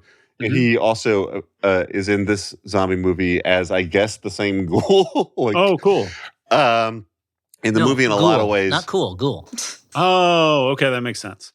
The movie, in a lot of ways, feels like just a remake of Night of the Living Dead, but sleazier, more Sleazier unmotivated. than Night of the Living Dead. But as sleazy as Return of the Living Dead or around that level? Yeah. There's more unmotivated nude scenes in this. There's more weirds, there's child death in this. This feels like a real low budget programmer. Mm-hmm. But it's also really silly. If you're looking for a movie that will have you sort of scratching your head and saying "what" at the screen every few minutes, dial up Flesh Eater. You might enjoy it. How do you watch this one? On Tubi I saw or it on something? Tubi. Tubi, it's a treasure. Tubi treasure. To keep with the spooky theme, I'm going to recommend a terrifying little tale called His Three Daughters. Ooh. Oh, no. It's about three daughters reconnecting while their father passes away in the next room. Oh, it's not spooky at all. It's very sad. But it does star Carrie Coon, Natasha Lyonne, and Elizabeth Olsen. They're great. All three of them are great. And it is feels like a very New York story. I love a kind of a single location movie where you really get a feel of the apartment that they're in. And watching learning about their relationship as it unfolds through dialogue. It feels very much like a play put on screen, but in a good way. I thought it was really charming and sad and great. And I liked watching those three actresses. His three daughters. I thought we were going to continue with the Halloween spooky movies theme, but I'll return to it, even though it seems like we're not doing that this time. That's right. I'm giving Stuart unnecessary criticism. There's no reason for it. Because I'm wearing fucking glasses. He loves it. Look at his face. It's the glasses. He loves it. Yeah. Mm-hmm. Yeah. I have an Elliot be mean to me kink. Not a Dan be mean to me. No. Oh. So do you like being dominated by a guy who's smaller than you? That's the thing. Mm-hmm. So I watched a movie recently. Is it a movie from the Czech Republic or at the time Czechoslovakia? Yes, of course it is. But it's kind of like a fun Halloween-y type movie. It's called The Girl on the Broomstick. It's from 1972. And it's kind of like a Czechoslovak version of the kinds of supernatural fantasy comedies that Disney would put out in the 60s and early 70s. And this girl, Saxana, she's at a school for witches and she has to, and she wants Dan both look up. She's at a school for witches. She goes to the regular human world and has to figure out how to cast the spell that will make it so that she doesn't have to return to the witch world before she wants to. And there's a lot of goofy stuff that happens and a lot of silly things with magic going awry. And just kind of like a short, fun, kind of like silly movie, very colorful and very light, but still has some of that Czech edge to it, So I really enjoyed it a lot. It was just a fun movie to watch that has a Halloween-y feel, but is not scary. And that if my kids would read subtitles, I would show it to them, but I think that they probably will not. So that's The Girl on the Broomstick. You should just get Bong Joon-ho to come over and explain to your kids why they should watch movies with subtitles. Oh yeah, that's a good idea. I'll just call up Bong. I'll just call up Dial-a-Bong and get Bong Joon-ho to come over. Hallie? Maybe text. Yeah. Yeah. I don't know, you guys. I don't know. Oh no, we sent her into a spiral. I guess a movie I've been thinking about a lot recently is the original Scenes from a Marriage. Have you guys watched that? I've actually never seen it, the Ingmar Bergman No. one. Yeah. I've never actually seen it. I've been meaning to for a long time. It's very long, but it's This really is a good. TV miniseries, right? Originally. Was it? I think so. But I don't know. It was like 8 hours or something, so that makes more sense. But it's and you watched it all the way through. You didn't know how long it was, so you're like, "I'll go to bed when this is over." No, Oh no. Suddenly the watched sun it is in up. Your kids parts. are like, "Mommy, we need to go to school." no. Still I watched watching. it. No, but one of the big themes that they revisit is this the husband being disappointed with how he's turned out. He always thought he'd be great, and then he doesn't wind up being great, and his wife is sick of hearing him complain about it. So you're saying I would find myself represented in this movie. I'm saying I've been thinking about it a lot. Oh. So Hallie, maybe you should plug your newsletter. Oh, sure. Check out my newsletter that hurts my feelings on Substack. I really this household always rushes to read Hallie's newsletter whenever It is comes out. the same thing here. When it shows up in my email inbox, I read it right away. I never let it sit, and it's always really good, hilarious, and also brutally honest. Brutally. Really got to start being careful about the my audience in Eagle Rock is growing, so I gotta I've had a few texts that say I feel famous when they've read my newsletter. So yeah, gotta find some new content to hurt my feelings. So give it to me, guys. Give it to me. Driving to nearby cities and have your feelings hurt elsewhere. Exactly. I feel like you're gonna go through the thing that a lot of kind of memoir writers do, where they write a memoir that's about their life and people love it, and then they're like, the next book is about well, I traveled the country trying barbecue at all the national parks. They have to come up with some reason to be doing things. Yeah, I'm gonna be a real Knausgaard figure. That's That's how you pronounce that, right? Yeah, Not to be confused with Mouse Guard, the comic book about mice. About None of whom are Ben? named Ben. Yeah. My struggle by the mouse guard guy. Well, that's another Shocktober for the books. As always, we're really the happy. movies. The movies, too.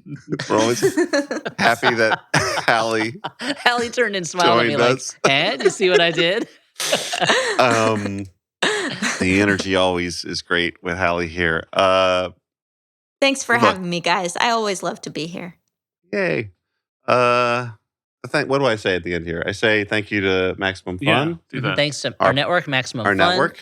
Why not try some of the other Maximum Fun shows? There's a lot of great ones. Why not thank our producer, Alex Smith, who makes us thank him. sound good? Yeah, Dan, you should remember, Dan, to tell people that they should check him out online as Howell Dawdy, the name under which he makes his music.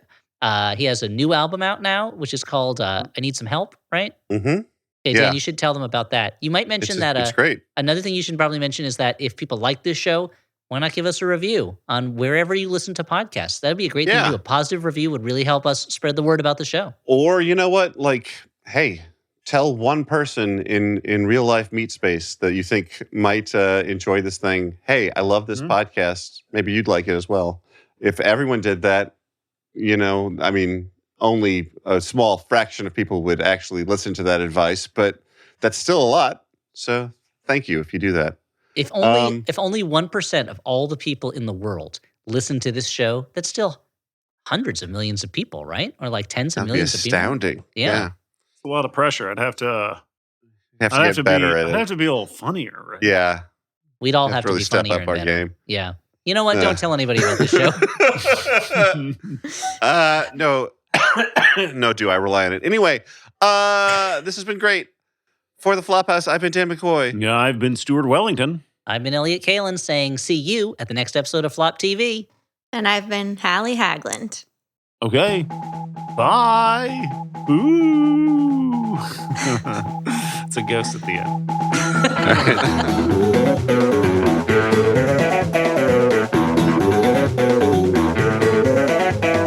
Wait, you guys don't remember 1, 2, 3, 4, roll it up a little more? 5, 6, 7, 8. Sorry, boys, it's coffee break. No. Because it was about rolling up your shirt. Your shirt. Why are you rolling your... I don't understand. Yeah, it was like yeah. How far are you rolling this shirt? Just right until the point, and then it's coffee break. Oh, I see. Maybe this is a Colorado thing. No, I don't think so. Wait, this was a thing that people did to tease boys? To tease the boys, yeah. Girls to do it to tease boys. Oh. Yeah. Interesting. You know, all the things are the same still. My 5-year-old is now going, hey, Mom, want me to count to 100? 1, 2, skip a few, 99, 100. And it's like, I can't believe these things are so timeless. How did they pass on? Then she did a dab and then rode her Heelys out of the room. And you're like, oh, fuck. Maximum Fun. A worker-owned network of artist-owned shows. supported directly by you.